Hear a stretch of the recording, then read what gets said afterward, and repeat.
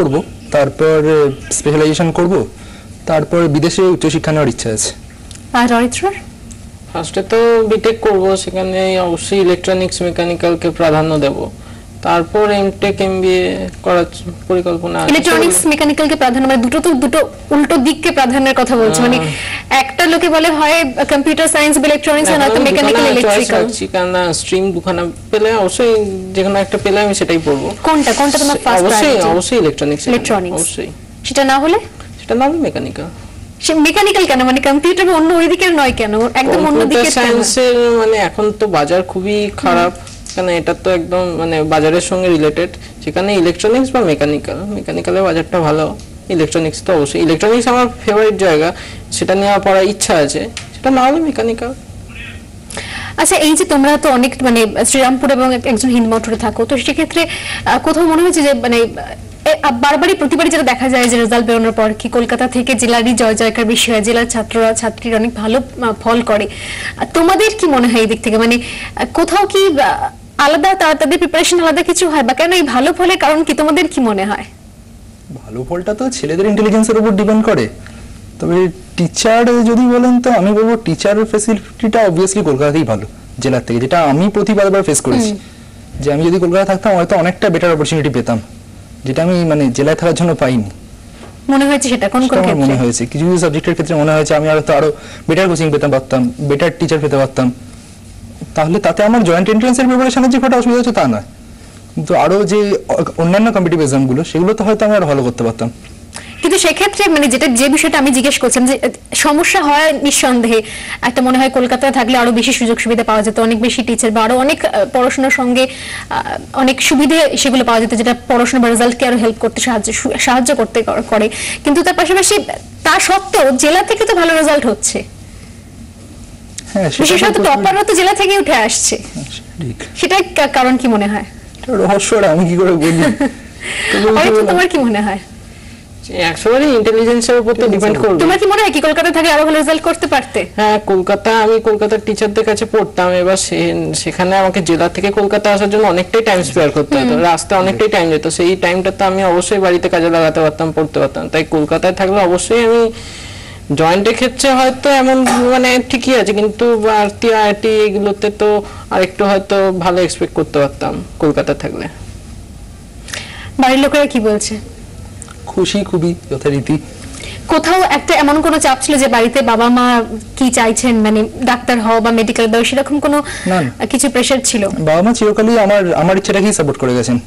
আমার ইচ্ছে ছিল মেডিকেল, বাবা মা বলেছেন হ্যাঁ তোর যা ইচ্ছে তুই তাই করবি, আমরা কোনো রকম প্রেসার দেবো না। এবং আমার মায়েরও অবভিয়াসলি ইচ্ছে ছিল আমি ডাক্তার হই, দুটো এখানে মিট করে গেছে। আর অরিত্রার ক্ষেত্রে? আমার ক্ষেত্রে মা বাবা কোনোদিনই আমাকে আমার নিজের ইচ্ছার উপরই ছেড়ে দিয়েছিলেন। আমার সেক্ষেত্রে ইঞ্জিনিয়ারিংটা অবশ্যই ভালো লেগেছে, সেই কারণে ওনারা কোনোদিনই কখনো আমাকে প্রেসারাইজড করেনি যে মেডিকেলে যাও বা ইঞ্জিনিয়ারিং এ যাও, এটা আমার ইচ্ছা। তোমার ক্ষেত্রে বলি, তোমার তো কালকে আইআইটি রেজাল্ট রয়েছে, তো সেটার উপর কতখানি ডিপেন্ড করছে ভবিষ্যৎ? 100 আর সেটাকে তো আমাকে ভাবতেই হবে, আইআইটি র্যাঙ্ক যা হয় দেখা যাবে, তারপর আমি ডিসাইড করব কোথায় ভর্তি হব। মানে আইআইটি রেজাল্ট দেখেনি তারপর ডিসিশন নেবে তুমি কি করতে চাইছো।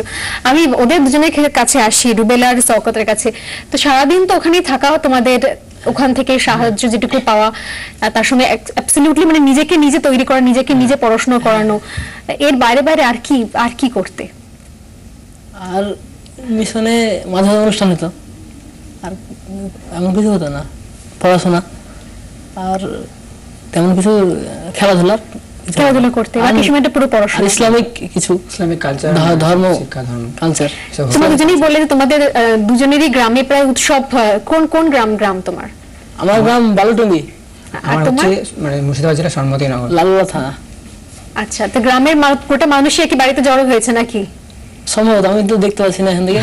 বাড়িতে কি লোকজনের সঙ্গে কথা হয়েছে? হ্যাঁ, যতজন ফোন করেছে আমি কথা বলেছি, সব গ্রামের লোকজন ফোন করেছে। তো গ্রামের জন্য কি করার ইচ্ছা আছে? রুবেলের কি করার ইচ্ছা আছে গ্রামের জন্য? নাকি পড়াশোনা কলকাতায় পড়াশোনা করে আরো বাইরে, বাবা যখন বলে যে বিদেশে চলে যাওয়ার ইচ্ছা আছে, নাকি আবার পড়াশোনা করে গ্রামে ফেরার ইচ্ছা? আগে এমবিবিএসটা কমপ্লিট করি, তারপরে ডক্টর হলে অবশ্যই যাব, গ্রামে তো সেবা করতে হবে মানুষ। ডাক্তার তো হবে, এত ভালো র্যাঙ্ক করেছো। হ্যাঁ, ভাগ্যের ব্যাপার তো আছে। এমবিবিএসটা কমপ্লিট করে ডাক্তার হলে অবশ্যই মানুষের কাছে যেতেই হবে, ওটা আমার মানে একটা দায়িত্ব আর কি, দায়িত্ব তো পালন করতে হবে। গ্রামের মানুষের প্রতি তো কিছু দায়িত্ব থাকেই সবারই, সবাই সেটা ভুলে যায় কেউ কেউ অবশ্য, কিন্তু ভুললে চলবে না, সেটা অবশ্যই দায়বদ্ধতা থাকিয়ে যায়, এটা পালন করার ইচ্ছা আছে আমার অবশ্যই। তোমার যখন আগে থেকে তুমি যখন তুমি শুধু কি মানে মেডিকেলি বসেছিলে নাকি হ্যাঁ, যেটাতেই অবশ্যই, বসেছিলে? শুধু মেডিকেল ইচ্ছা ছিল আমার। তাহলে বাড়িতেও তাহলে জানতো কি তোমার ডাক্তার হওয়ার ইচ্ছা আছে? হ্যাঁ, সবাই তো বাড়ির লোকেদের কি ইচ্ছে কি তুমি ওই গ্রামেই ফিরে গিয়ে আবার ডাক্তারি করো? হ্যাঁ, বাড়ির লোকও চাই, তাই চায়? হ্যাঁ, মানুষের সেবা করুক, মানুষের সেবা করুক, গ্রামের আব্বা বিশেষ করে চাই, মাও চাই। আর সওকাতে তোমার তাই। গ্রামের কথা বলো। আমার ইচ্ছা আছে মানে এমডি মানে এমবিবিএস করার পর এমডিতে চান্স লাগানোর পর এমডি করে আর গ্রামে ফিরে আসা, গ্রামের লোকেদের সেবা এসব করা। খুব ভালো। আর এদের সঙ্গে আর অনেক কথা বলার ছিল কিন্তু সময় আমাদের একেবারেই শেষ। আমার সঙ্গে যে দুজন কৃতি ছাত্র যাদের সঙ্গে শুরুতেই আমি আলাপ করালাম, রুবেল এবং শওকত, যে জায়গা থেকে যে লড়াই করে আজকে এই জায়গায় দাঁড়িয়ে আছে তা নিঃসন্দেহে প্রশংসনীয় তো বটেই, বা আরো অনেকের জন্য হয়তো একটা দৃষ্টান্ত বলা চলে এক কথায়। আর আমার ডান দিকে তো রয়েছেন আমার দুই কৃতি ছাত্র সঙ্গীত এবং অরিত্র, তোমাদের অনেক ধন্যবাদ এবং আরো শুভেচ্ছা জানাই ভবিষ্যতের জন্য, আরো বড় হও, আরো পড়াশোনা করো, তার সঙ্গে তোমাদেরও। কলকাতা 24 ঘন্টা শেষ করছি আজ এখানে। একটু পরে দেখুন আমাদের বিশেষ অনুষ্ঠান পরিবর্তনের 1 বছর। সঙ্গে থাকুন 24 ঘন্টা।